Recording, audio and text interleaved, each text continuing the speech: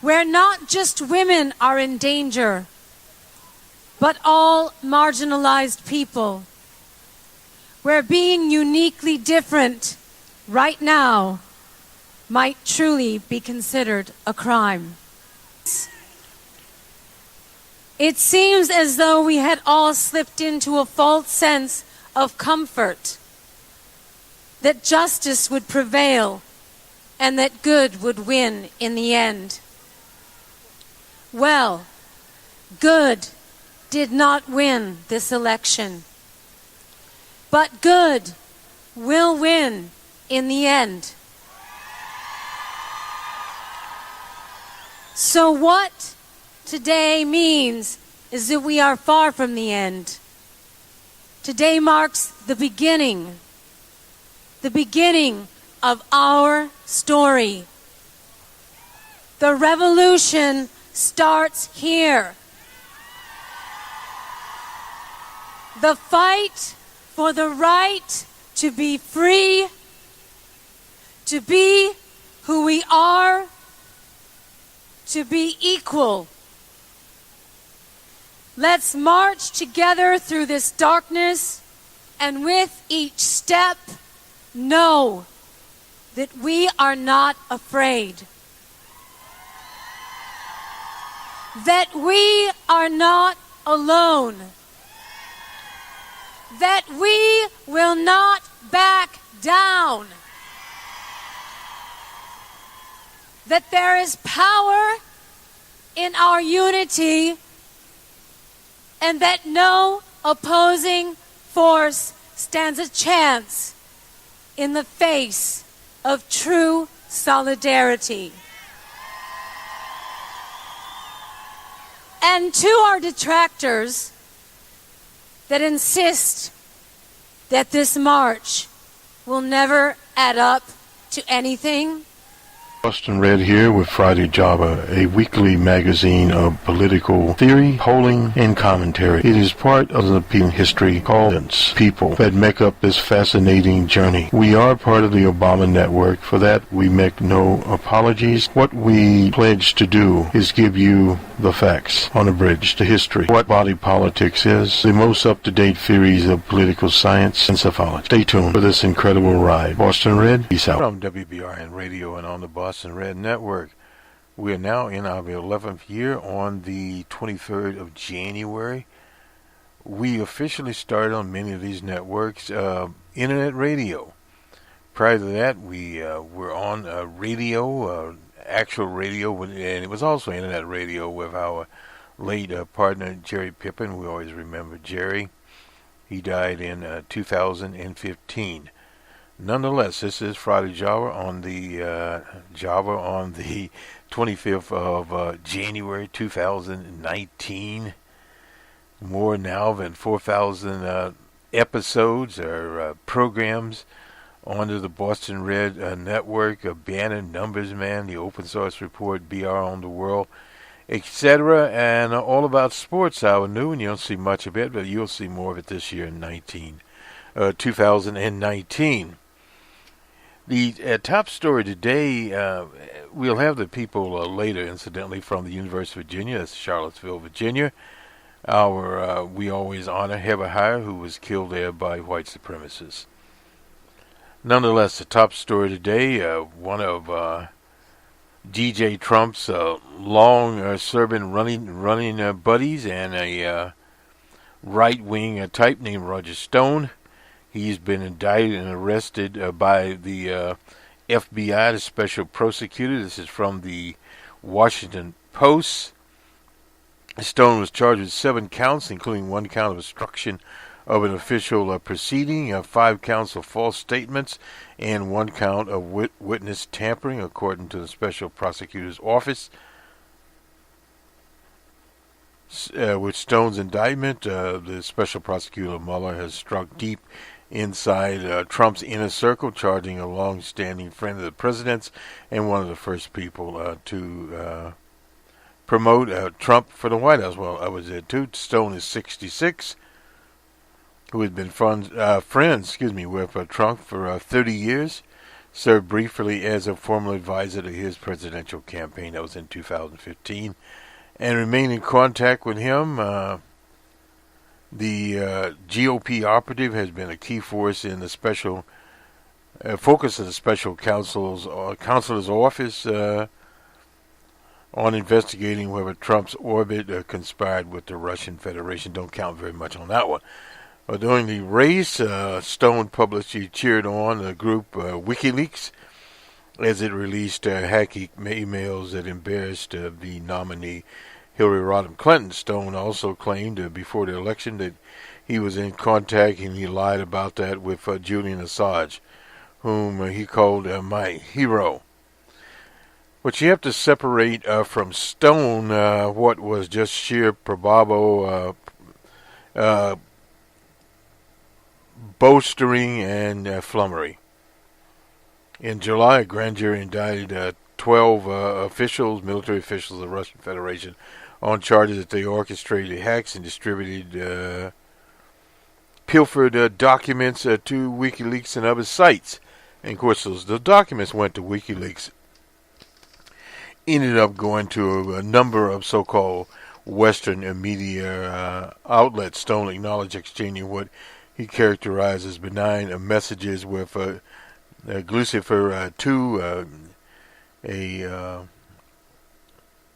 Twitter persona that the U.S. intelligence agent said was a front. And this is where it's very, very tricky. It was never confirmed that they were a front for the Russian military. They could have been a front for any spying operation, including U.S. intelligence agencies. But Stone repeatedly denying the contacts with Russia or WikiLeaks. He said he had no advanced knowledge of what material WikiLeaks held, and adding that predictions he made about the group's plans were based on public comments by Julian Assange, and no doubt about that. The investigation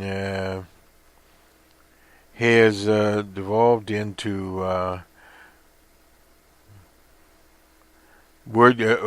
gotcha word games, perjury traps, trumped-up processes. That's what he told the Washington Post last year. And then what he's singing is this year, but they've got him. During the campaign, Stone privately told associates that he was in contact with Julian Assange, and if he was, they've got it. In November 2016, email to Trump, then chief strategist, that was Steve Bannon, the fascist. Stone implied that he had information about the group's plans. How much of that you could trust is not there. Stone indictment, special prosecution investigation now leads to charges against 34 people.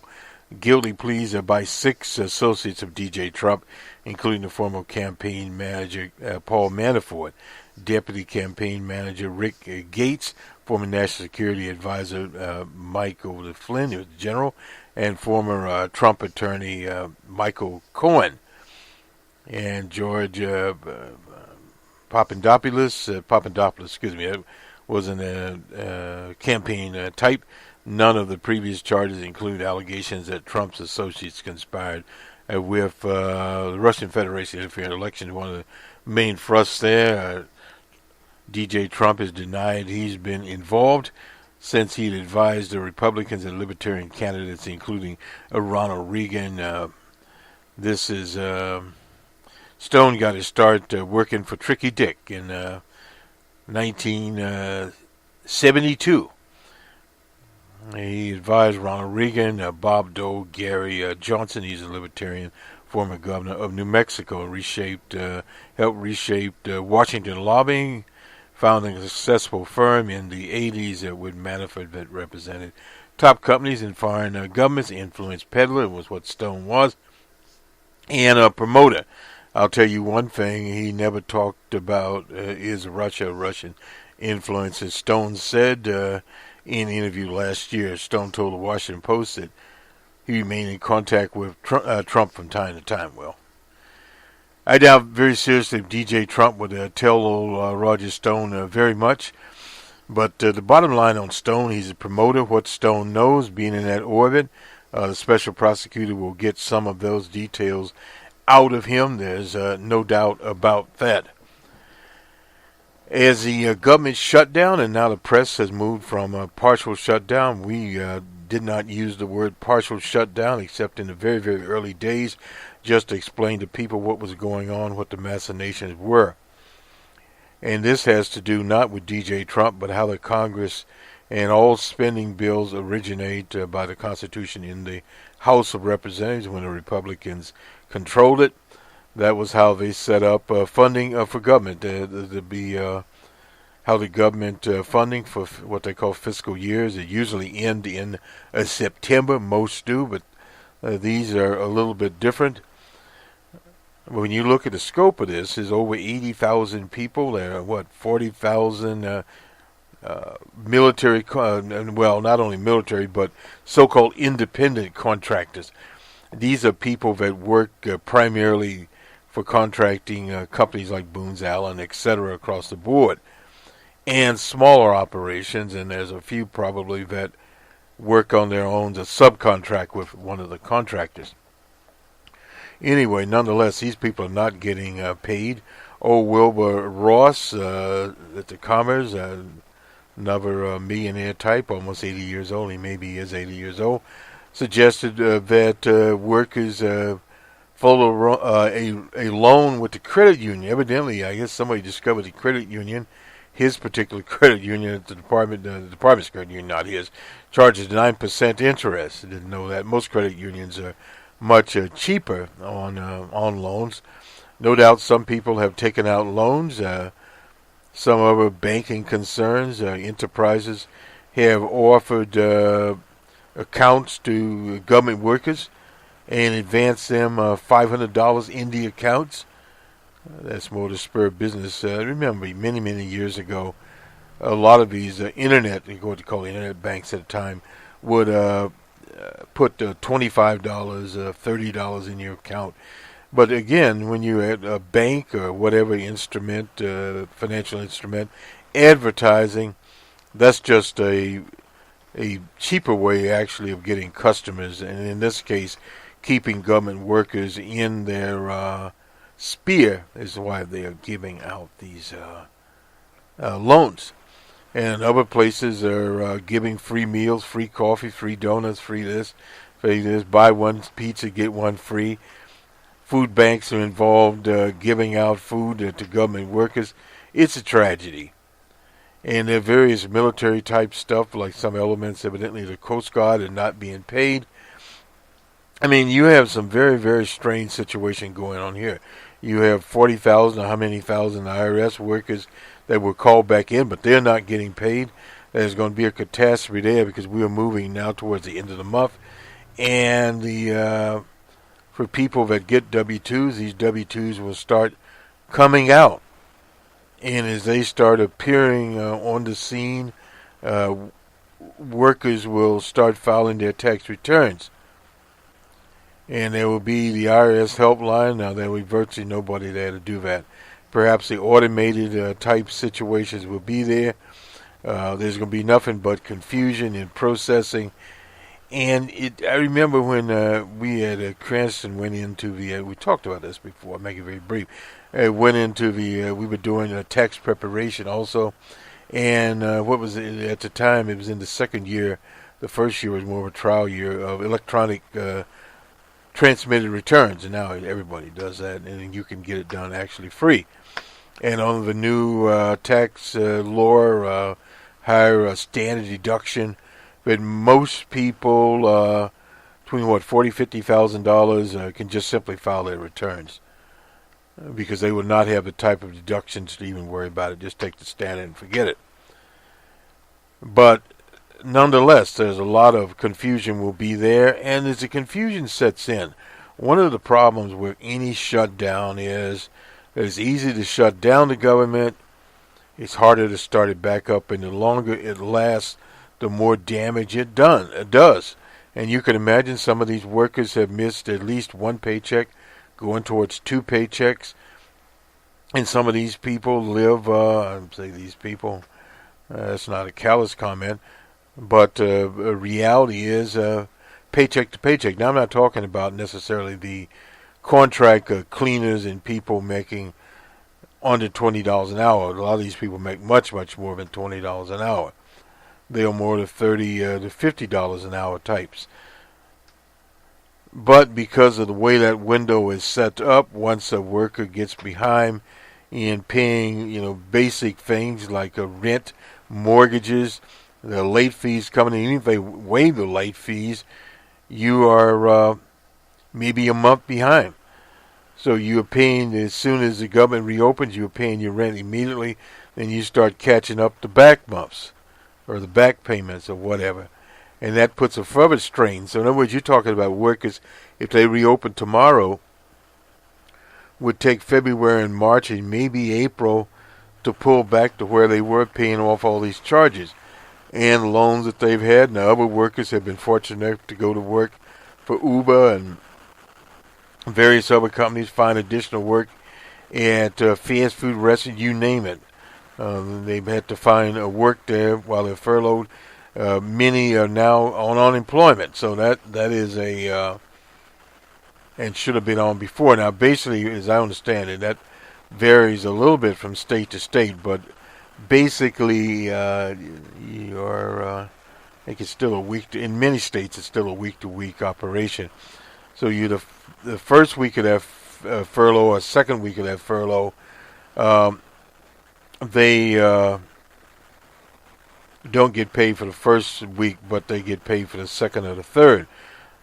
So thus, the furloughed people, wherever they are, can now collect unemployment. Now, that's a little bit different if they are actually back working again. Now, how that's worked out would depend, obviously, on the state, because they're not getting paid.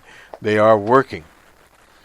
But those that are not working, can get unemployment, and that will basically pay their mortgage or whatever, some essentials, until they get actually full paychecks, and most of them will get retroactive pay back. So in other words, a lot of machinations are going on there.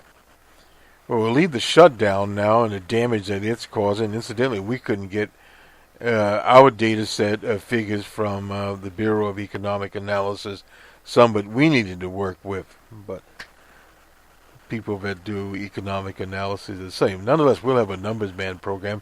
We have some stats from the International Monetary Fund. We're also covering the World Economic Forum. We have several programs, or edited programs, that we've recorded from the first day on. We'll be putting those up on a number of our channels, where we'd be on the Numbers Man channel, or the Boston Red channel, or BR on the World. We'll get all that little programming note there.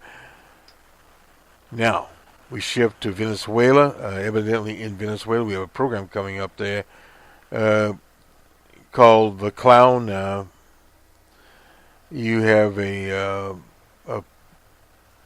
young fella, that young person, or when you want a younger person, he's 35 years old. He declared himself president, sworn himself in. That's never been done before. And all of these capitalist operations, the U.S., Canada, I think even the Conservative Party in the U.K., and several others, that fascist that's in Brazil there, and several other lackeys and what have you, have recognized that government, or you want to call it shadow government. And in Washington, the Trump administration, of course, they've already recognized it, are figuring ways to seize money that would go to the Venezuelan government and funnel it through this character that has taken over. And at the same time, provocateurs that went into working class neighborhoods / poor neighborhoods and are causing problems. They're burning things, shooting at police officers, etc. Normally, the demonstrations in the so-called middle class areas is where all the bad actors concentrate. But this time it's pure sabotage, following the old CIA book.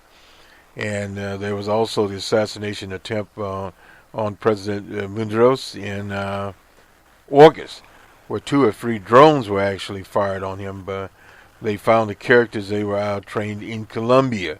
So this is a global situation. The old Banana Republic book. And we'll have that, incidentally, a clown government, I think we've called it, in Venezuela. We'll have that up today sometime on the situation there with President Medeiros, and he made his address at the Supreme Court building there.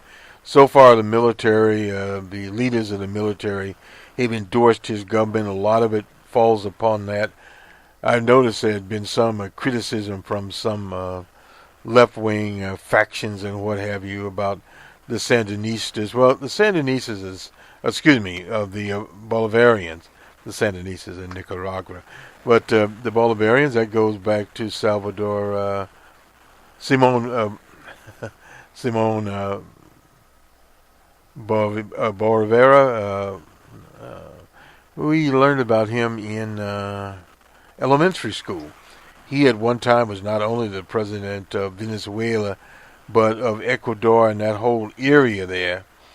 A great patriot of Latin America, and he had African ancestry. That's why we were hearing about him. Thus, under Comandante Chavez, Hugo Chavez, he brought about reintroduced the people there in Venezuela to Simon Bolivar, and they call themselves the Bolivarians. Anyway, and they've had this government now for 20 years. They overthrew Comandante, and as I understand it, they didn't take his mobile phone away, and he was talking to Fidel, and he stayed and hung in there, and his comrades, Caballeros, broke him out of prison. So he was back again, and until he mysteriously got brain cancer, and of course died in office, and now it is Comandante Medeiros. But a worker, as he said, a humble worker. He used to be a bus driver, big man. And he was talking about at the Supreme Court of his visits to the U.S. and what states he knew, Manhattan, Washington. He drove around there, and his wife did the interpreting. She spent evidently 8 years in the U.S. and is fluent in English. He is not fluent in English, but he understands some. So she's his interpreter. Anyway, that is the story out of Venezuela where it stands today. He has said he would dialogue with these people. The problem they've had in Venezuela, actually 2 problems. The economic violence caused by the U.S. These sanctions have been crippling. They can't get some of the necessary things that they need to get. They've caused inflation to be literally where you need a whole wheelbarrow full of currency, Venezuelan currency. They were literally showing it there to buy something because they officially use the dollar. And I think it's what, $1 million to 1 now, something like that. And this is the same situation they had in Zimbabwe. And of course, the situation there was when they installed a new government there in Zimbabwe. Now the same economic problems are still there under the quote-unquote new leader. So these economic problems do not necessarily go away until one leader leaves or the other. No doubt even the stock market in Caracas has went up because they want to see the capitalists get back in business there. Venezuela is one of the largest oil-producing nation in the country. But the reason they haven't been producing as much lately is getting spare parts for the oil fields. And a lot of people have left. A lot of sabotage has occurred. And how this thing plays off will be a lot on what the Bolivarian revolutionaries do. They started with a National Guard. Many people have suggested that they arm the people, and that needs to be done, and how firm they can keep this thing going. We'll see. But one of the situations with any of these revolutionary situations that are not only revolutionary but evolutionary, that it does take some time. And many places, the Workers' Party in Brazil, for example, were in power for many, many years. Now they are out and the fascist has come in. They had a conservative be prior to him, but didn't do anything about the economy. But the capitalists that are still in business prop some of these states up as long as they can stay in business. That is one of the big problems. Trump, while ranting and raving about what Nicolas Maduro is doing, he couldn't even get into Congress for his State of the Union. May is a disgrace there. Brexit has fallen apart. The UK economy has fallen apart. So she doesn't have much to, as they say, write home being in glass houses. Let's go now to the University of Virginia. And this is a kind of an interesting one here. Talking about the 2000 election. This is Larry Sabato's shop, and we've already honored Have a Hire. This is the 2020 Electoral College. Why the Republicans' magic number is probably 269 and not 270.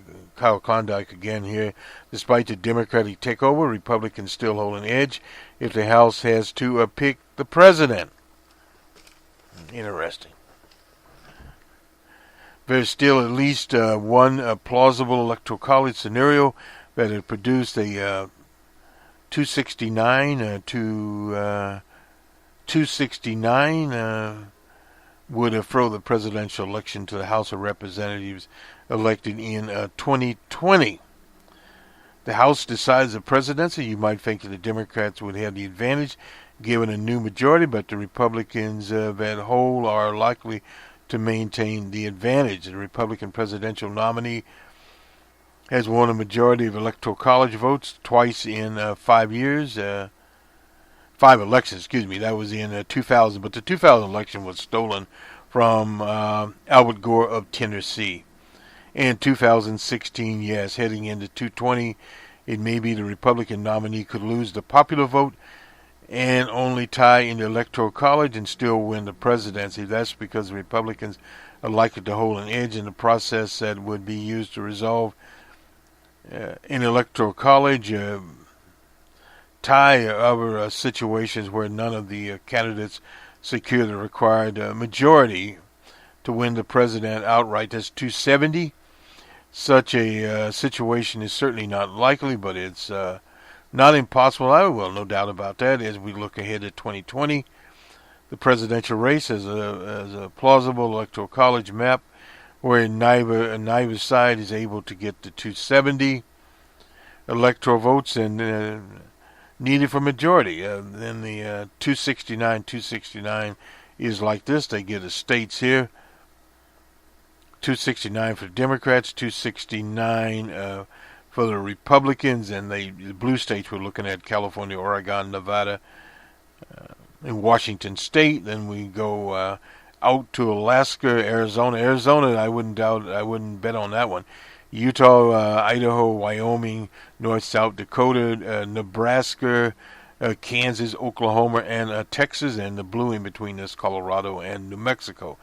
Then we go to Minnesota and Illinois. We got Wisconsin. That is wrong. Wisconsin, the Democrats, as it looks now, will carry Wisconsin in 2020. Iowa, I'm not certain about, but that could change also. And then we go down to Missouri. Hard to say. Arkansas, Louisiana, Mississippi, Tennessee, Alabama, Georgia. Hard to say in Georgia, too. South Carolina, yes. Florida, so-so. Indiana, Ohio is a little bit different. We'll look and see. We'll go back and visit it later. Michigan, that's for the Democrats. Virginia, Pennsylvania, New York, Maine, Massachusetts, so forth and so on. Jersey, Delaware, etc., and Washington, D.C. And they have North Carolina here. Well, North Carolina and Georgia are two we'll be looking at, particularly at North Carolina, then South Carolina. These are Republican states. And Florida. Well, Florida, we can't. One of the problems we can't guard against is thievery. The current Secretary of State in Florida has resigned. We'll get to that before we do the sports. So, in the event, set aside the concept of faithless electors instead of folks. Anyway, the 2020 House election would pick the president, but in a way that benefits the Republicans, at least as the House is currently composed. Each state delegation gets a single vote for president. That means that California, with 53 delegates and a whopping 46-7 Democratic advantage, has the same power as Wyoming. That is a problem within itself. The Senate would select the vice president from each of the 100 members get a vote. Well, last time the House picked the president, that was in 1824. The House passed over candidate who won the most electoral votes and popular votes. Well, not a majority either. Andrew Jackson in favor of the Electoral College recipient there, Adams, and Secretary Crawford. The fourth place was the Speaker Henry Clay, remember him, and consideration, but Adams, who later named Clay Secretary of State, and Jackson supporters decried a corrupt bargain between Adams and Clay. Henry Clay called a great compromiser. Women expect members of the delegation majority party to support their nominee, thus wielding control of the delegation votes in favor of their party. But this doesn't have to happen. 4 years ago, in 2014, we found a clear GOP edge amongst the 50 states. In the House delegations, the Republicans controlled 33 of 50 delegations after the election in which they won 247 House seats. Even though the Democrats won a solid 235 to 199, that was in November, and there's one district not resolved yet. The Republicans control a majority of seats in 46 House delegations. Democrats are 22. They're split right down the middle. There are two split states, just happen to be the most competitive. If only two states that flipped from red to blue under the Electoral College last scenario, where the above Michigan 7-7 tie, and Pennsylvania 9-9 tie. Technically, Pennsylvania delegation is now 9-8 Democrats, with the resignation of Tom Marino. But the time being, we're going to assume that the Republicans would hold that seat, which Trump carried by 36 points in a special election that will be held later this year. And this is map 2, current House controlled by delegates here. Well, if we look at it's how these tabulations turn out, they obviously don't fit states like California that has 53. One could argue that the GOP's edge largely comes from smaller states. The GOP holds a 5-2 edge amongst 7 states that only have a single at-large House member. However, the edge disappears if one looks instead of a dozen states that have either 1 or 2 House members. Delegates control is split 6-6 amongst those states. That said, the GOP definitely benefits from a broader small state advantage. Its 4 delegates national edge comes entirely from bare majority of states, 26 that have 6 House members or less. So you're seeing the advantages of these very, very small states that still keep the Republicans in control. The lone state states that do not are Arizona, increasingly purple, a state that voted for Trump by 3.5 points in 2016, but where Democrats won 6-5 in the House edge. Arizona is is flipping, at least the way our models see it, and we at this mic see it. Arizona, and again, this is very difficult to tell because we're in 2019. We don't know who the Republican candidate will be. We don't know how much damage at this point in time the government shutdown will do, or the economy in 2020. Many people are talking about the recession of sometime in 2019. Some people see that recession coming in Q2, more probably in Q3, but it could come more quickly. And things in economics do tend to move quicker than slower. But to benefit the Democrats, they need to get a recession in Q4 of this year and last into 2020. That would benefit them. Now, that's the economic part of the pie, but we don't know. There could be a running war in Venezuela. There could be a war in the South China Seas. It's very unpredictable. Would there be an impeachment? More doubtful at this point in time. I see if anything of that occurred with DJ Trump, it would be more of a resignation than an impeachment, prolonged impeachment proceeding, something they don't know. The newly released 2020 House ratings show that the Democrats have a plausible House targets in each state. If they do, well, yeah, it could change. A lot of this depends on what we've termed in other broadcasts side issues. There could be side issues. What we know, such a situation would be unprecedented in modern times. Realistically, though, it's hard to imagine Democrats taking a majority of House delegates in the next election, unless the overall election was a Democratic runaway. Well, not exactly. Which there wouldn't be much in the Electoral College to worry about. On the other hand, the GOP may still end up solidifying their majority control of the House delegates. Tie Michigan or Pennsylvania could even flip their way. A Republican have valuable targets in each state. Additionally, the GOP could force ties in states like Maine and New Hampshire. That's a little bit different because Maine, I think Maine has ranked choice now. New Hampshire, a little more difficult to say there. These are pretty hypotheticals here, but to be clear, we aren't likely to see a 269 tie. If we did, the GOP would remain likely to hold an advantage in such an extraordinary position. Yeah, that is a little bit, I won't say this irresponsible of the crystal ball, but it's interesting. That's all we can say.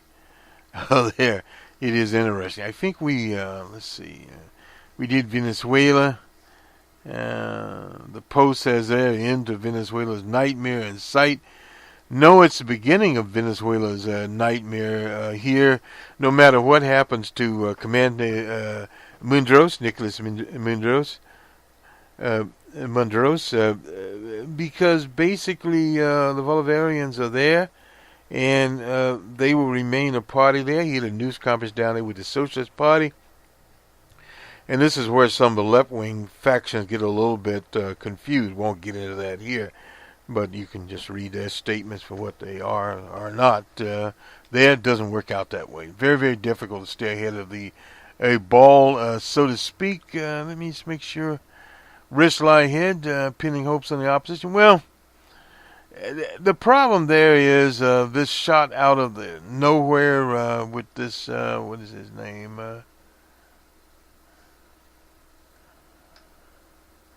Trying to get his first name here.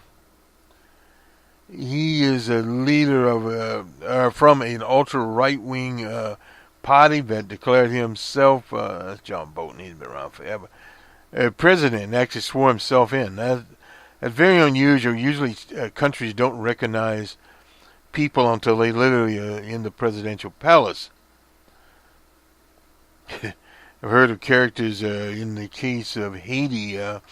They're recognizing people, but nonetheless, there is controls oil revenue, $20 million in humanitarian aid that Mike Pompeo promised on Tuesday would go to what's his name, Jose Gordillo.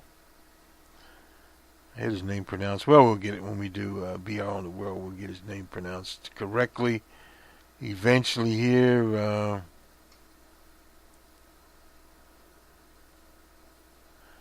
Now, this is back to the Panamanian situation. Security forces killed a U.S. military official at a roadblock. That was a scam, and President Bush at the time, not G.W. Bush, George H.W. Bush, sent 10,000 troops in there, and the President Noriega was soon captured, and he died recently in France. That was about it. But again,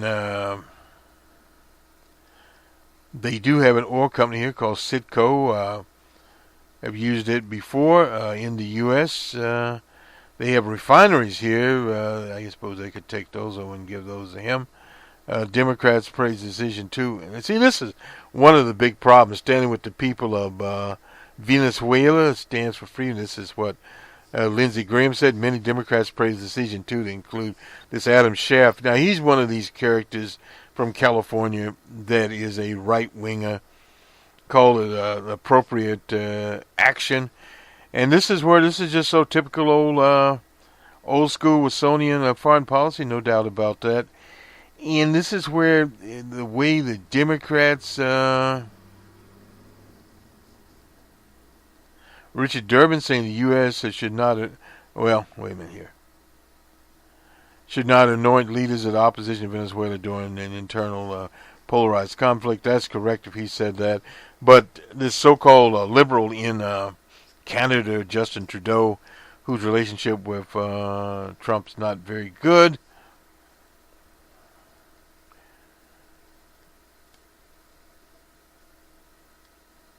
and this whole thing, Bolton, when asked how his response here is different than it is to other so-called totalitarian leaders, Bolton added, is different from that towards many other authoritarian, and rejected the premise.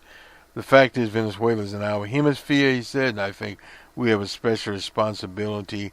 And the Venezuelans just responded to this in simple terms: Yankee, go home. Let me see if I can. We'll do him tomorrow. Incidentally, we'll tomorrow on The Week That Was, we have Jamel Bowie, who used to be with CBS. I'm not sure what's happening. I'll have to check this out. But now he's with the New York Times. We're no longer seeing him on Face the Nation. CBS has done an interesting thing there. Our friend Alexander talked about CBS and how they were going to cover the 2020 race, excluding African Americans. We have to watch this very, very carefully to see what's going on. We talked about the Florida. Well, Florida no longer has a Secretary of State. Now, somewhere we had his little photo up here. And if you look up on, yeah, here we are. Florida Secretary after blackface photo. This just shows you what was going on in Florida there. The big on every corner. This is Michael Ertel, the Republican who served as Florida Secretary of State for 2 weeks and 2 days. The Tallahassee Democrat, this is the Times that we're Tallahassee Democrat. Ertel is wearing a red lipstick, earrings, and a New Orleans Saints bandana. We're taking 2 months after, they were taken 2 months after Katrina. A city there, the photo, Tallahassee Democrat shows, they showed it to the governor. The newspaper said showed the photo of Ertel last week and sent them to, was shown it and sent them to the governor DeSantis' office, which quickly said it had accepted his resignation. In other words, he had to go in a hurry because DeSantis himself had been called out as a bigot. Evidently, Senator Nelson, the Democrat incumbent, conceded to DeSantis, and of course, Gillum. Incidentally, Gillum also endorses the renegade government in Venezuela. This Gillum, I've always suspected, he, of course, Gillum, that is, supported the infamous Hillary Clinton. Looking at something called Venezuelan analysis.com. You should stay tuned to them. They have some of the latest stuff here. Several casualties as it erupts. Anyway, we'll do the sports now. The Australian Open. What do we have here for it? Men's singles. Who won that? Divacek. Nova Divacek is in the men's, and the women's Samantha Sturchel by Dobinik. Anyway, hopefully we got it pronounced right. We will go now to NCAAs. Oh, maybe we weren't getting the NCAAs. We might be getting them now. Here we go. Yeah, for the 24th. Okay. Gonzaga, 98-39 over Santa Cruz. Oh, boy. Michigan State, 82-67 over Iowa. And North Carolina and Louisville. Louisville comes back in, 84-77. And that is college basketball. On to the NBA we go. Warriors are 126-118 for the Wizards. They were in Washington. The Pelicans and Thunder in OKC. It was the Thunder, 121-116. The Trailblazers, 120-106 for the Suns in Phoenix. And the T-Wolves and Lakers in Los Angeles. Surprising score there. T-Wolves 122-105 for the LA Lakers. And on to Major League. They must be getting ready for their All-Star game, I'm assuming. This would be, the National Hockey League. They are getting ready. Where are we?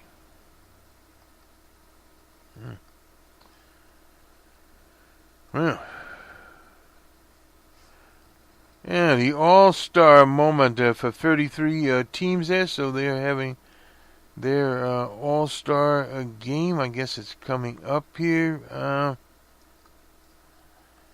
And we should know that we didn't have a chance to do any advanced on it, but yeah, they're out for their All-Star game. And if they're all through, well, let's see here. All-Star game power rankings after 16 All-Star game highlights for 31 teams. NHL All-Star Weekend. Well, okay, so this weekend is once again upon us. Taking place in lovely San Jose, California. Yeah, that's interesting. For a week of the power ratings here, how we rank them. Well, ranked number 1, I guess we can do a little something here. The Tampa Bay Lightning. Number 2, the Calgary Flames. They're ranked number 2. Number 3, the San Jose Sharks. Number 4, the Winnipeg Jets. I like that name. At 5, the Islanders of New York. They've been around for a while. The Predators of Nashville is 6. The Toronto Maple Leafs. They've been around for a long time. 7th, and the Vegas Golden Knights, number 8. Our Pelicans out of Pittsburgh. They are number 9. And number 10, our Boston Bruins. Number 11, the Capitals of Washington, the Columbus Blue Jackets, and the Montreal Canadiens. They've been around a long time. They're ranked 13. The Dallas Stars, 14. The Minnesota Wild, 15. At the bottom of the barrel, the Avalanche of Colorado. Number 16, the Sabres of Buffalo. They've been around a long time, too. The Carolina Hurricanes, 18. The Vancouver Canucks, 19. Poor old St. Louis Blues, used to watch them or listen to them. 20 when we lived out in Colorado. Anyway, the Edmonton Oilers and the Anaheim Ducks. I like their name. They're 22. 23, the Arizona Coyotes. 24, the New York Rangers. 25, the Florida Panthers. 26, old friend Judy used to love the Blackhawks of Chicago. The Philadelphia Flyers, forgot about them. 27, and the Jersey Devils, they're bedeviled. At 28, the Los Angeles Kings, they are 29. Detroit Red Wings, this is sad. They are ranked 30. And the Ottawa Senators, 31 in last place. This will do it for the Friday Jobber on the 25th of January, 2019. Why we're getting this, I have no idea. Anyway, nonetheless, this will do it for us. We'll see you on the week that was. That'll be on Saturday morning. And on a Monday morning, the Monday Morning Quarterback. And Numbers Man, our financial part of the Boston Red Network, that'll be sometime this weekend, and we will continue to finish up, and it also finishes up today, the World Economic Forum. It's been going on in Davos without DJ Trump, the president of France, and May, the Tory prime minister. So a lot of these characters are missing, as they say, in action. France has its problems with the yellow jackets out there, and they've gotten all over the world. A lot of people putting on yellow jackets. So the yellow jackets are out. May has Brexit. The government's falling apart there. And they're all worried about what Nicolas Maduro is doing in Venezuela. Have a good weekend, everyone. We'll talk to you tomorrow morning. Good day.